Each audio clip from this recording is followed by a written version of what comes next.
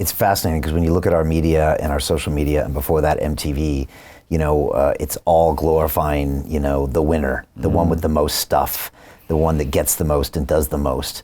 And yet that's like the least fulfilling way to live your life. And the best fulfilling way to live your life is to be in service to other people. And that narrative is never talked about, but that's the only way to be happy.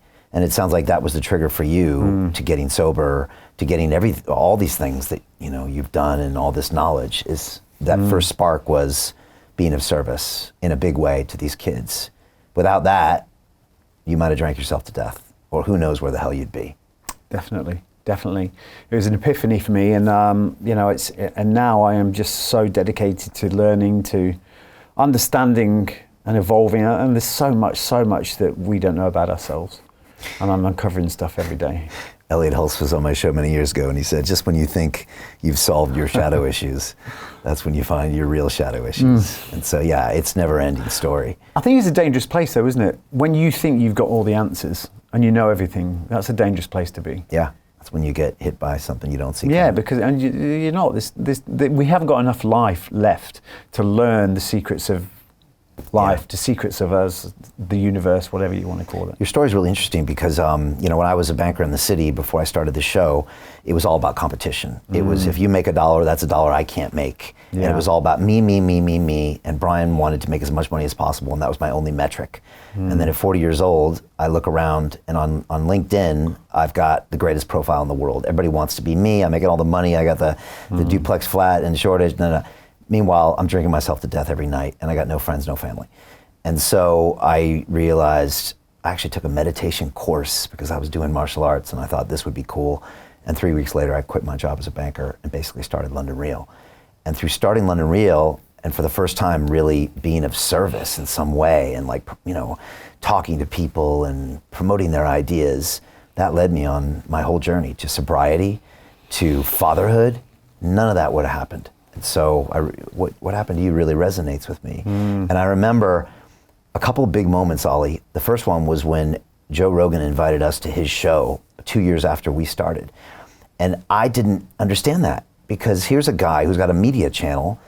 Here we are talking about very similar things, ayahuasca and consciousness and all this. Why would he have us on? Because we're clearly competition. And yet Joe showed me that no, we're all in creation. And we all win when everyone's successful. And that was a big thing. And so I used to have this joke of I'd have to completely rewire my brain for London Real. I call it peace and love in London Real. We try to shut down our old competitive instincts.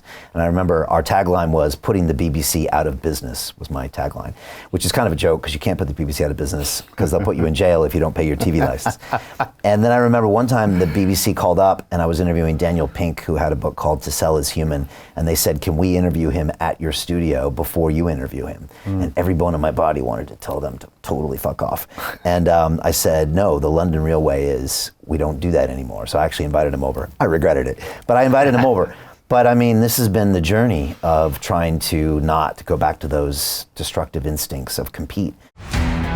How do you get out of a rat race? How do you create wealth not only for yourself, but also for the generations to come after? I am absolutely amazed with the quality of companies that we're getting exposure to. We go on to Zoom calls with the innovators and the folks who are building new applications in metaverse, blockchain, artificial intelligence, decentralized finance. What's going on, everybody? Thumbs up if you can see me. We are focusing on early stage investment. And the quality of people that we're getting exposure to, whether it be Dan Tapiero with 1RT, Jason Ma from Open, Yatsu from Animoca. It's been a phenomenal experience thus far.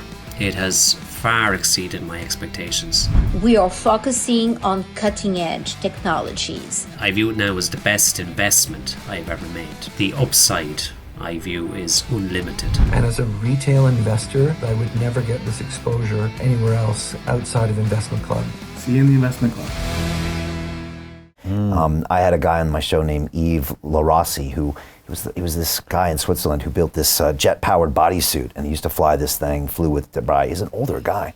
And I remember in the show, he said, Brian, I'm never in competition, always in creation. And so these are important lessons that are ignored by mainstream, and maybe always will be, because we have this culture of one way of doing things. But that's not the way to do things. It's not the way at all. One last thing is every single guest on London Real that I respected and admired, at the end of a 2-hour conversation, Ollie, would say the same thing to me. They would say, from Dorian Yates to Sadhguru to everybody, at the end they would say, we are all one. And the first time I heard it, I was just like, that's just a weirdo. That's a weirdo. They were all saying it at the end. What does that mean? That means the same thing, you know? And I was starting to string these things together. I was getting my first education in my life in my 40s. Yeah. I'm still learning. But all those lessons were there, you know, with the opposite of what we were being taught, you know, anywhere else. I think that's the thing. You have to spend your time on learning what you've been taught, unlearning what you've learned, because everything is an inversion. And I think everyone watching as well, you know, it's not a case that you have to go and leave your job. You don't have to then hand your notice in and think, I've got to go start something new.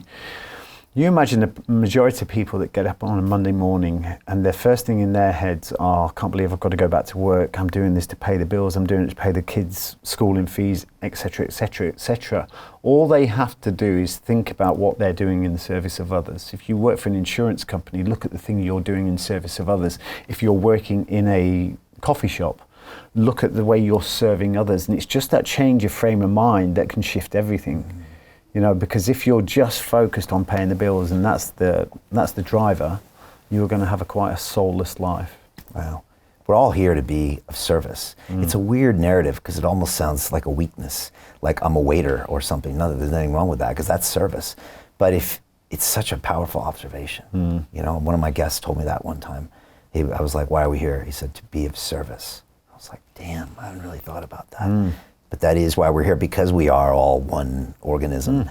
And yet everything that we watch on Instagram tries to separate us to individuals. Yeah. This person has more and they're winning and you're not. And then we start comparing. Comparison is the root of all evil, isn't it? The thief of joy and development and everything else. So yeah, it's just a change of frame of mind. And you know, it's so important as well that we choose what we think. You know, it's like, because the words of the mind create the reality that we see.